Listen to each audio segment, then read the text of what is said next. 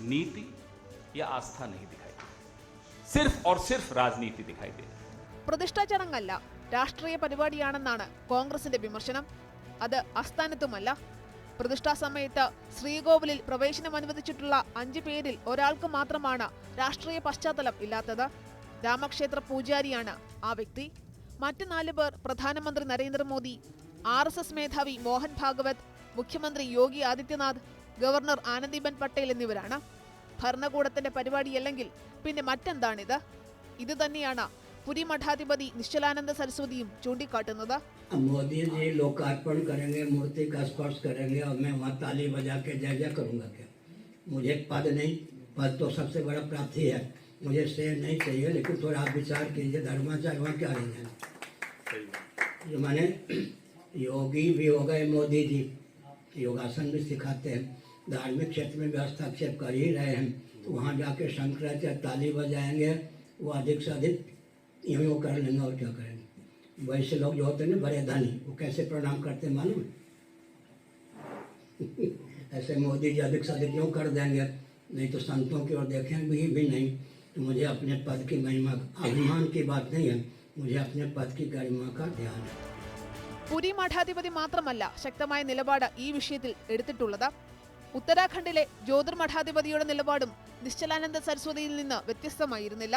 किसी राग द्वेष के कारण नहीं, बल्कि शंकराचार्यों का ये दायित्व है कि वो शास्त्र विधि का पालन करें और करवाएं.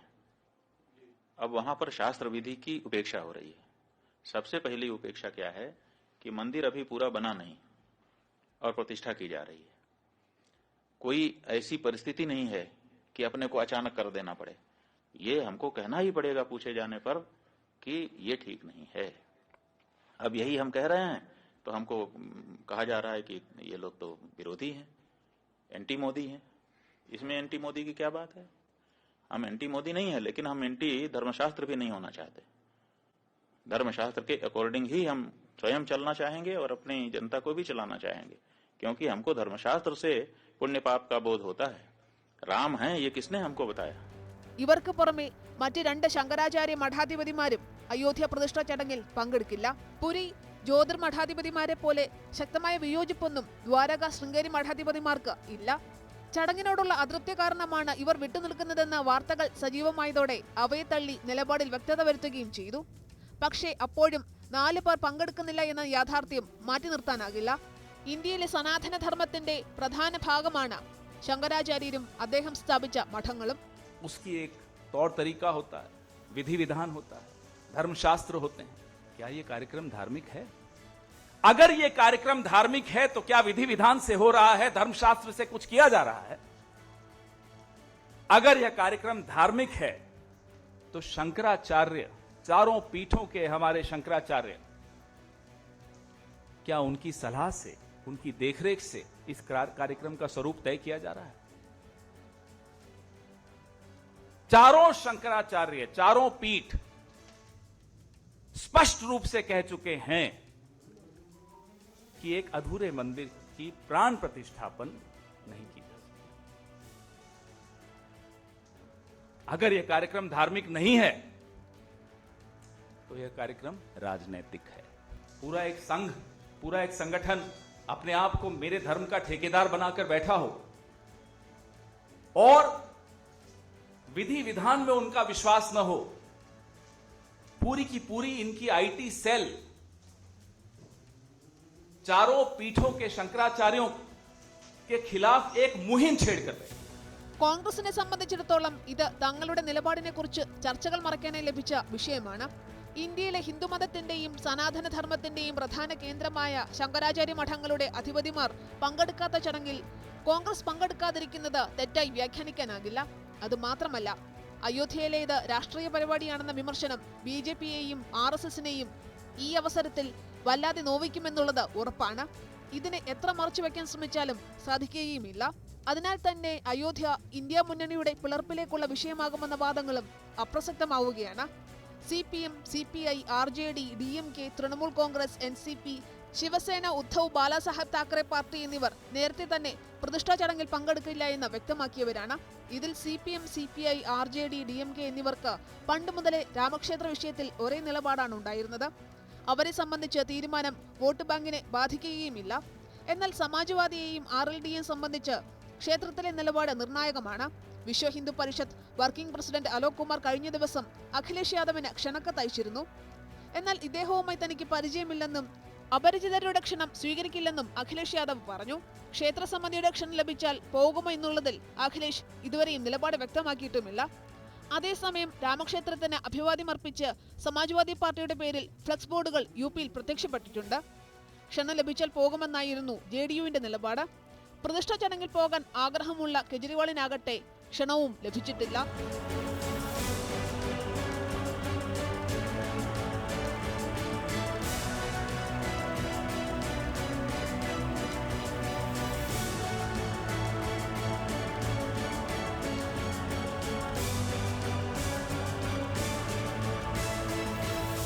പുതുവർഷത്തിലെ പ്രധാനമന്ത്രി മോദിയുടെ ലക്ഷദ്വീപ് സന്ദർശനം അന്താരാഷ്ട്ര വിവാദങ്ങൾക്കാണ് തിരികൊളുത്തിയത്. ലക്ഷദ്വീപിലെ ടൂറിസം വികസനത്തെ പിന്തുണയ്ക്കുക മാത്രമായിരുന്നു പ്രധാനമന്ത്രി മോദിയുടെ ലക്ഷ്യം. ദക്ഷിണേന്ത്യയിൽ വേരുറപ്പിക്കാനുള്ള ശ്രമങ്ങൾക്കൊപ്പം ഇന്ത്യയിൽ നിന്നകലുന്ന മാലദ്വീപിന് ഒരു മുന്നറിയിപ്പ് നൽകാനുള്ള ശ്രമം കൂടിയായി ആ സന്ദർശനത്തെ ഇപ്പോൾ വിലയിരുത്തേണ്ടി വരും. ലക്ഷദ്വീപ് മന്ത്രിമാരുടെ പരാമർശങ്ങൾ അപ്രതീക്ഷിതമായിരുന്നിരിക്കാം. എന്നാൽ മാലദ്വീപ് പ്രസിഡന്റിന്റെ ചൈന സന്ദർശനം മുൻകൂട്ടി നിശ്ചയിച്ചിരുന്നതാണ്.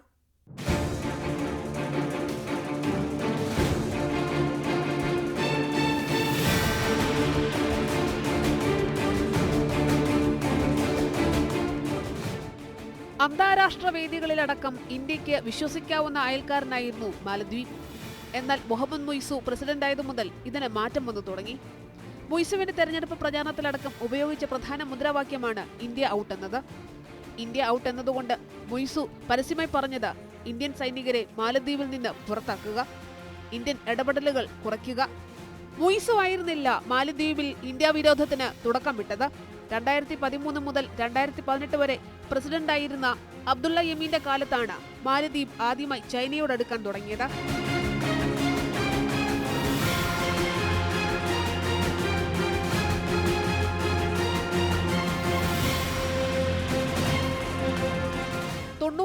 ചതുരശ്ര കിലോമീറ്റർ വ്യാപിച്ചു കിടക്കുന്ന ദ്വീപ് പ്രദേശത്തിന്റെ 99.6% കടലാണ്. ശേഷിക്കുന്ന ഭാഗത്തുള്ളത് 1192 ചെറുദ്വീപുകൾ. അവിടെ 5 ലക്ഷത്തോളം വരുന്ന ജനസംഖ്യയാണ് താമസിക്കുന്നത്. ലോകത്ത് ആഗോളതാപനത്തിന്റെ ആദ്യ ഇരയാകുമെന്ന് കുറിക്കപ്പെട്ട രാജ്യങ്ങളിൽ ഒന്നുകൂടിയാണ് മാലദ്വീപ്. 2050 എത്തുമ്പോഴേക്കും ദ്വീപിന്റെ കരഭൂമിയുടെ 80% കടലെടുക്കുമെന്നാണ് പ്രവചനം. വലിയൊരു പ്രകൃതി ദുരന്തത്തിന് ഇരയാകുമെന്ന ഭീഷണി നിലനിൽക്കുന്ന മാലദ്വീപിന്റെ ഏറ്റവും തൊട്ടടുത്തുള്ള രാജ്യം ഇന്ത്യയാണ്. കേവലം 70 നോട്ടിക്കൽ മൈൽ മാത്രമാണ് ദൂരം. അതായത് അത്യാവശ്യ ഘട്ടങ്ങളിൽ 1 മണിക്കൂറിനുള്ളിൽ രക്ഷാകരം നീട്ടിയെത്താനാവുന്ന ദൂരം. ഇത് നിരവധി തവണ മാലദ്വീപ് പ്രയോജനപ്പെടുത്തിയിട്ടുമുണ്ട്. ഭൂമിശാസ്ത്രപരമായുള്ള അടുപ്പം മാത്രമല്ല ഇന്ത്യയും മാലദ്വീപും തമ്മിലുള്ളത്. നൂറ്റാണ്ടുകൾ പഴക്കമുണ്ട് ആ ബന്ധത്തിന്. അവശ്യ വസ്തുക്കളടക്കം ദ്വീപിന്റെ നിലനിൽപ്പിൽ ഇന്ത്യ വലിയ പങ്കാണ് വഹിക്കുന്നത്. ഇന്ത്യയെപ്പോലെ മാലദ്വീപും ഒരു കാലത്ത് ബ്രിട്ടീഷ് ഭരണത്തിന് കീഴിലായിരുന്നു. 1966 സ്വാതന്ത്ര്യം ലഭിച്ച ശേഷം മാലദ്വീപിനെ ഒരു സ്വതന്ത്ര പരമാധികാര രാജ്യമായി ആദ്യം അംഗീകരിച്ചത് ഇന്ത്യയാണ്. സാമ്പത്തിക സഹായം, നിരവധി കരാറുകൾ, പ്രധാന വരുമാന സ്രോതസ്സായ ടൂറിസം മേഖലയിലേക്ക് ഏറ്റവും കൂടുതൽ സഞ്ചാരികളെ നൽകുന്ന രാജ്യം, റിസോർട്ടുകൾക്കുൾപ്പെടെ അടിസ്ഥാന സൗകര്യങ്ങൾക്കുള്ള ധനസഹായം നൽകിയ സ്റ്റേറ്റ് ബാങ്ക് ഓഫ് ഇന്ത്യ. അങ്ങനെ ഇന്ത്യ മാലദ്വീപ് ബന്ധത്തിന് നിരവധി തലങ്ങളുണ്ട്. ഇന്നും ദ്വീപ് രാജ്യത്തെ ഏറ്റവും വലിയ ബാങ്ക് SBI ആണ്. 1988 മാലദ്വീപിൽ ഭരണ അട്ടിമറി ശ്രമം പരാജയപ്പെടുത്താൻ രാജ്യത്തെ തിരികെ ജനാധിപത്യത്തിലേക്ക് കൊണ്ടുവരാൻ ഇന്ത്യ ഇടപെട്ടു. 2004 ഡിസംബർ 26-നുണ്ടായ സുനാമി ദുരന്തത്തെ ഇന്ത്യ നേരിടുമ്പോഴും മാലദ്വീപിനെ സഹായിക്കാൻ മറന്നില്ല. 2014 കുടിവെള്ള വിതരണം ബാധിക്കപ്പെട്ടപ്പോഴും ആദ്യം ഓടിയെത്തിയത് ഇന്ത്യയായിരുന്നു.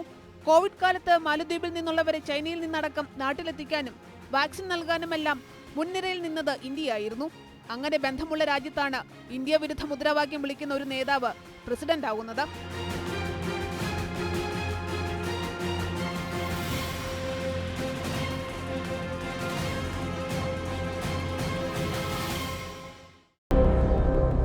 യമീന്റെ പാർട്ടിയിലെ അംഗമായിരുന്ന മൊയ്സു പ്രസിഡന്റ് പദത്തിലേക്ക് മത്സരിച്ചതു മുതൽ ഇന്ത്യ ആശങ്കയിലായിരുന്നു. ദശാബ്ദങ്ങൾ നീണ്ട ബന്ധത്തിന് വിള്ളൽ വീഴുമോ എന്ന ആശങ്ക അസ്ഥാനത്തായിരുന്നില്ല. ഇന്ത്യ ഔട്ട് മുദ്രാവാക്യം മാത്രമായിരുന്നില്ല.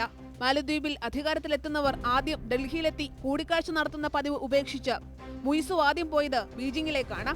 മുയിസുവിന്റെ ഈ സന്ദർശനത്തിന് തൊട്ടു മുൻപുള്ള നരേന്ദ്രമോദിയുടെ ആദ്യ ലക്ഷദ്വീപ് സന്ദർശനവും സ്നോർക്കലിംഗും ദ്വീപിന്റെ ദൃശ്യഭംഗിയും വെളിവാക്കുന്ന ചിത്രങ്ങളും ദൃശ്യങ്ങളും പങ്കുവച്ചതും വലിയ വാർത്തയായിരുന്നു. മാലദ്വീപിനെ സംബന്ധിച്ചിടത്തോളം ലക്ഷദ്വീപിലെ ടൂറിസം സൗകര്യങ്ങൾ വികസിക്കുന്നത് അവർക്ക് തിരിച്ചടിയാകും. സമാനമായ ഭൂപ്രകൃതിയുള്ള മാലദ്വീപിന്റെ പ്രധാന വരുമാന മാർഗം ടൂറിസവും മത്സ്യക്കയറ്റുമതിയുമാണ്. മാലദ്വീപിലേക്ക് എത്തുന്ന വിനോദസഞ്ചാരികളിലേറെയും ഇന്ത്യയിൽ നിന്നാണ്. റഷ്യയിൽ നിന്നുള്ളവരാണ് 2ാം സ്ഥാനത്ത്. അതിനാൽ ഇന്ത്യക്കാർ മാലദ്വീപിലേക്ക് വരുന്നത് കുറഞ്ഞാൽ അത് മാലദ്വീപിന്റെ വരുമാനത്തെ ബാധിക്കും. ഇതാകണം മാലദ്വീപ് മന്ത്രിമാരെ പ്രധാനമന്ത്രി നരേന്ദ്രമോദിയെ അധിക്ഷേപിക്കാൻ പ്രേരിപ്പിച്ചത്. ഒപ്പം പുതിയ സർക്കാരിന്റെയും പ്രസിഡന്റിന്റെയും വർദ്ധിക്കുന്ന ചൈനീസ് പ്രേമവും ഒരു കാരണമായേക്കാം.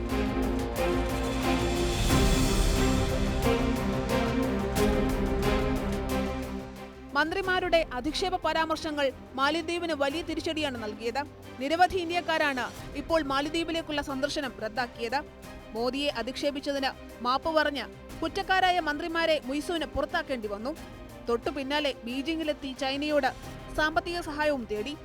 ശരിക്കും മാലദ്വീപിലെ രാഷ്ട്രീയം കലങ്ങിമറിയുകയാണ്. ഒപ്പം നയതന്ത്ര ബന്ധവും. ഇന്ത്യയെ തള്ളാനാകാത്ത മുയിസുവിന് ചൈനയോടുള്ള അടുപ്പം നിലനിർത്തുകയും വേണം. മുയിസുവിന്റെ ഇന്ത്യ വിരുദ്ധ നിലപാട് പൂർണ്ണമായി തള്ളിക്കളയാൻ ഇന്ത്യക്ക് സാധിക്കില്ല. കാരണം ഇക്കഴിഞ്ഞ തെരഞ്ഞെടുപ്പിൽ ഇന്ത്യ വിരുദ്ധത പറഞ്ഞ് മത്സരിച്ച മുയിസുവിന് ലഭിച്ചത് 54% വോട്ടുകളാണ്.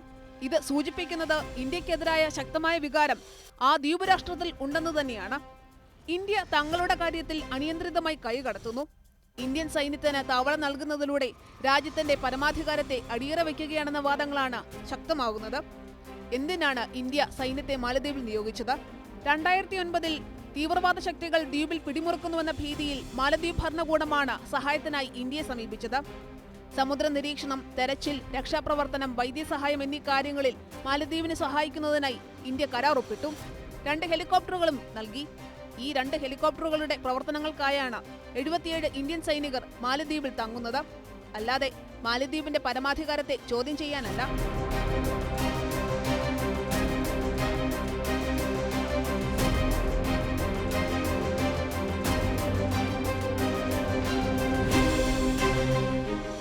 ഇതിനൊക്കെയുള്ള മറുപടി നൽകലായിരുന്നു മോദിയുടെ ലക്ഷദ്വീപ് സന്ദർശനമെന്നാണ് ഇപ്പോൾ ഉയരുന്ന ചോദ്യം. അതോ കോൺഗ്രസിന്റെ ഉറച്ച കോട്ടയായ ലക്ഷദ്വീപ് വീണ്ടും പിടിക്കുകയാണോ ലക്ഷ്യം? 2004 വരെ കോൺഗ്രസ് കൈപ്പിടിയിലിരുന്ന മണ്ഡലം പിന്നീട് കൈവിട്ടു. ദേശീയ രാഷ്ട്രീയത്തിൽ തിളങ്ങി നിന്ന ദ്വീപിന്റെ 1967 മുതലുള്ള പ്രതിനിധി PM സയ്യിദ് ആയിരുന്നു. 2004 തെരഞ്ഞെടുപ്പിൽ PM സയ്യിദ് ജനതാദൾ യുണൈറ്റഡിന്റെ P പൂക്കുഞ്ഞിക്കോയോട് പരാജയപ്പെട്ടു. 2009 സെയ്ദിന്റെ നിര്യാണത്തെ തുടർന്ന് മത്സരിച്ച ഹംദുള്ള സെയ്ദ് മികച്ച വിജയമാണ് നേടിയത്. എന്നാൽ 2014 ഹംദുള്ളയ്ക്ക് സീറ്റ് നിലനിർത്താനായില്ല. NCPയുടെ PP മുഹമ്മദ് ഫൈസലിനോട് തോറ്റു. 2019 മുഹമ്മദ് ഫൈസലാണ് വിജയം നേടിയത്. കേരളത്തിൽ നിന്ന് അധികം ദൂരമില്ലാത്ത, കേരളത്തിന് പുറത്ത് മലയാളം സംസാരിക്കുന്ന ഏക ഭൂപ്രദേശമായ ലക്ഷദ്വീപിന്റെ ഈ രാഷ്ട്രീയ ചിത്രം മാറ്റി എഴുതാനും BJP ആഗ്രഹിക്കുന്നുണ്ടാകാം. കേരളത്തോട് അടുത്ത് കിടക്കുന്ന ലക്ഷദ്വീപിന്റെ ഔദ്യോഗിക ഭാഷ മലയാളമാണ്. പക്ഷേ മാലദ്വീപ് ഭാഷയായ ദിവേഹിയോട് സാമ്യമുള്ള മഹൽ ഭാഷയ്ക്കാണ് പ്രചാരം. ഒപ്പം മലയാളത്തോട് സാമ്യമുള്ള ജസരി ഭാഷയും പ്രാദേശികമായി ഉപയോഗിക്കപ്പെടാറുണ്ട്. അങ്ങനെയുള്ള ലക്ഷദ്വീപ് BJP തീർച്ചയായിട്ടും കണ്ണുവയ്ക്കുന്നുണ്ട്. लक्षद्वीप की सुंदरता को शब्दों में समेटना बहुत मुश्किल है।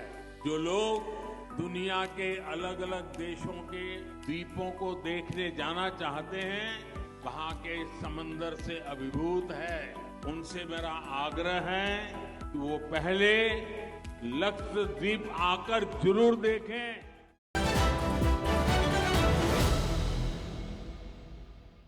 മുൻപെങ്ങും കാണാത്ത മാറ്റങ്ങളാണ് ഇന്ത്യ UAE ബന്ധത്തിൽ ഇപ്പോൾ കാണാനാകുന്നത്.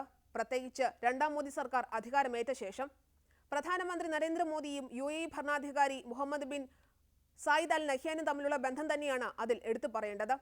10 വർഷത്തിനിടെ 6 തവണയാണ് നരേന്ദ്രമോദി UAE സന്ദർശിച്ചത്. ഏതാനും ആഴ്ചകൾക്കുള്ളിൽ അതിന്റെ എണ്ണം 7 ആവുകയും ചെയ്യും. അമേരിക്കയ്ക്ക് ശേഷം മോദി ഏറ്റവും കൂടുതൽ തവണ സന്ദർശിച്ച 3ാമത്തെ രാജ്യമാവുകയും ചെയ്യും ഇതോടെ UAE. എന്തുകൊണ്ടാണ് മോദിയും BJP സർക്കാരും UAEക്ക് ഇത്രയേറെ പ്രാധാന്യം നൽകുന്നത്? മുഹമ്മദ് ബിൻ സായിദ് അൽ നഹ്യാന്റെ ഗുജറാത്ത് സന്ദർശനത്തിന്റെയും അതിനുശേഷമുള്ള പ്രധാനമന്ത്രി നരേന്ദ്രമോദിയുടെ അബുദാബിയിലെ ക്ഷേത്രോദ്ഘാടനത്തിന്റെയും രാഷ്ട്രീയവും പ്രാധാന്യവും എന്താണ്?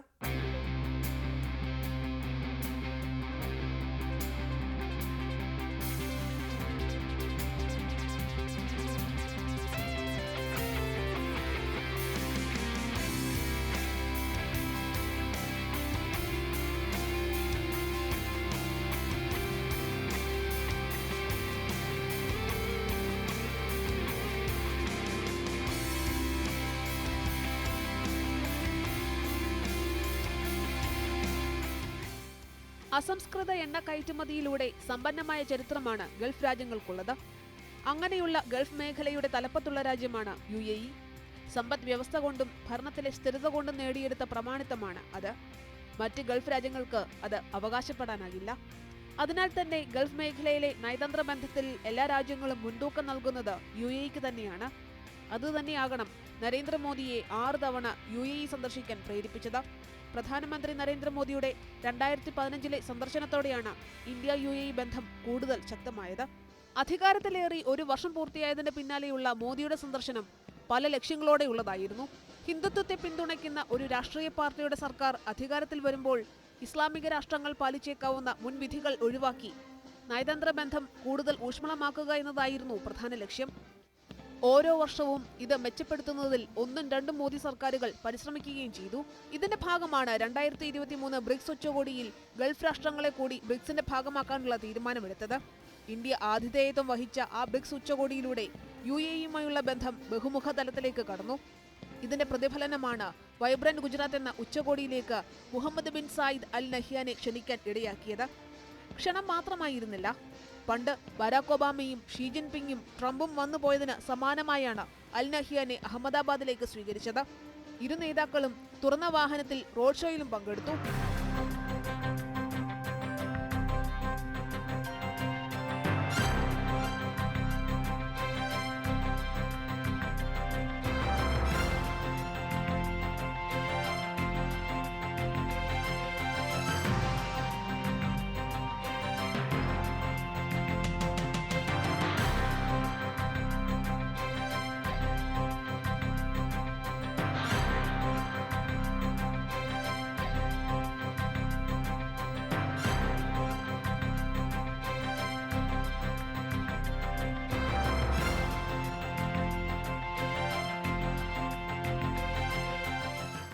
എന്തിനായിരുന്നു ആ വമ്പൻ റോഡ് ഷോയും സ്വീകരണവും? ഇരു രാഷ്ട്രങ്ങളും തമ്മിൽ ഒപ്പിടാനുള്ള നിരവധി കരാറുകളാണ് കാരണങ്ങളിലൊന്ന്. പുനരുപയോഗ ഊർജ്ജ മേഖലകളിലെ നിക്ഷേപ സഹകരണം സംബന്ധിച്ച കരാറാണ് അതിൽ എടുത്തു പറയേണ്ടത്. ഇന്ത്യയെ സംബന്ധിച്ചിടത്തോളം ഏറെ പ്രതിസന്ധി സൃഷ്ടിക്കുന്ന ഒന്നാണ് ഊർജ്ജ മേഖല. കൽക്കരിയെ ആശ്രയിച്ചാണ് ഇപ്പോഴും ഇന്ത്യയുടെ ഊർജ്ജ മേഖലയിലേറെയും പ്രവർത്തിക്കുന്നത്. 2022 കൽക്കരി ലഭ്യത കുറഞ്ഞത് രാജ്യത്തെ വൻ ഊർജ്ജ പ്രതിസന്ധിയിലേക്ക് തള്ളിവിട്ടിരുന്നു. പോർട്ടുകളും വിമാനത്താവളങ്ങളും അടക്കം സൗരോർജ്ജത്തിൽ പ്രവർത്തിപ്പിക്കാനുള്ള ശ്രമങ്ങളും കാറ്റാടികൾ വ്യാപകമായി സ്ഥാപിച്ച് വിൻഡ് എനർജി അടക്കം സൃഷ്ടിക്കാനുള്ള ശ്രമങ്ങളുമെല്ലാം നടക്കുന്നുണ്ടെങ്കിലും ഇന്ത്യയുടെ ആവശ്യങ്ങൾക്ക് ഇവയൊന്നും പര്യാപ്തമാകുന്നില്ല. മാത്രമല്ല, ഊർജ്ജ മേഖലയിലെ നവീന സാങ്കേതിക വിദ്യകളുടെ ലഭ്യത കുറവ് ഇന്ത്യയെ അലട്ടുന്നുമുണ്ട്. പൊതുതെരഞ്ഞെടുപ്പിന് മുൻപ് ഈ മേഖലയിൽ വലിയ മുന്നേറ്റം നടത്താനാണ് UAEയുമായുള്ള കരാറിലൂടെ കേന്ദ്ര സർക്കാർ ശ്രമിക്കുന്നത്. നൂതന ആരോഗ്യ സംരക്ഷണ പദ്ധതികളിൽ നിക്ഷേപ സഹകരണം, ഫുഡ് പാർക്ക് വികസനത്തിൽ നിക്ഷേപ പദ്ധതി, സുസ്ഥിരവും പരിസ്ഥിതി സൗഹൃദവുമായി തുറമുഖങ്ങൾ സൃഷ്ടിക്കുന്നതിനായി DP വേൾഡും ഗുജറാത്ത് സർക്കാരും തമ്മിൽ കരാർ എന്നിവയാണ് അവയിൽ ചിലത്.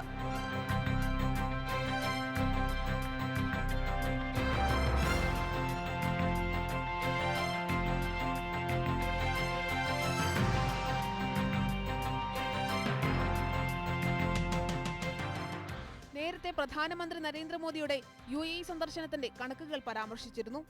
എന്നാൽ സന്ദർശനത്തിന് പുറമെ ഇരു നേതാക്കളും കൂടിക്കാഴ്ച നടത്തിയത് നിരവധി തവണയാണ്. കഴിഞ്ഞ 7 മാസത്തിനിടെ മാത്രം നടത്തുന്ന 4ാമത്തെ കൂടിക്കാഴ്ചയായിരുന്നു അഹമ്മദാബാദിലേത്. 2002 കലാപം നടന്ന ഗുജറാത്തിലേക്ക് UAE ഭരണാധികാരി എത്തുകയും അവിടെ റോഡ് ഷോയിലടക്കം പങ്കെടുക്കുകയും ചെയ്യുമ്പോൾ അത് പ്രതിപക്ഷത്തിനടക്കം നൽകുന്ന മറുപടി കൂടിയാണ്. അതായത്, ഹിന്ദുത്വം ഇന്ത്യയിൽ അജണ്ടയാകുമ്പോഴും വികസനത്തിലും നയതന്ത്ര ബന്ധത്തിലും അത് പ്രതിഫലിക്കില്ലെന്ന് ആവർത്തിച്ചു വ്യക്തമാക്കുകയാണ് നരേന്ദ്രമോദി. ഗൾഫ് മേഖലകളിലെ പ്രവാസി സമൂഹത്തിലേക്ക് കൂടി ഇറങ്ങിച്ചെല്ലാനുള്ള ശ്രമങ്ങളുടെ ഭാഗം കൂടിയാണ് ഇത്. ഗൾഫ് എന്നാൽ BJPക്ക് കാര്യമായ വേരോട്ടമുള്ള മേഖലയായിരുന്നില്ല. എന്നാൽ 2014 ശേഷം ഇതിന് കാര്യമായ മാറ്റങ്ങൾ വന്നു തുടങ്ങി. പ്രവാസികൾക്കുള്ള വോട്ടവകാശം കൂടി നേടിക്കൊടുത്താൽ മോദിയുടെ ഇമേജ് പ്രവാസികൾക്കിടയിൽ ഒന്നുകൂടി ശക്തമാകും. മാത്രമല്ല, ഗൾഫ് മേഖലയിലുള്ള പ്രവാസികളിലേറെയും ദക്ഷിണേന്ത്യയിൽ നിന്നുള്ളവരാണ്. അങ്ങനെ ഗൾഫിലെ പ്രവാസി സമൂഹത്തിലേക്ക് BJP ഇറങ്ങിച്ചെല്ലുന്നത് ഭാവിയിൽ വോട്ടാക്കി മാറ്റാനാകുമെന്ന പ്രതീക്ഷയിലാണ്.